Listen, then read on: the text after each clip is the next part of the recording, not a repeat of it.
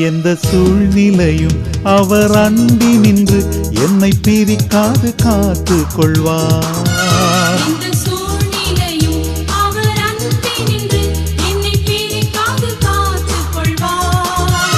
என்னை நம்பியவர் தந்த பொறுப்பதனை அவர் வரும் வரை காத்து கொள்வேன்.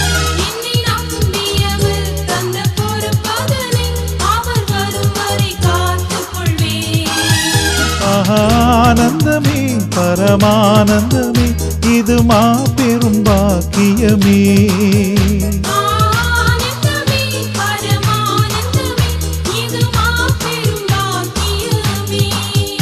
இந்த பாதலத்தின் சொந்தக்காரர் அவர் எந்த உள்ளத்தில் சொந்தமானார்.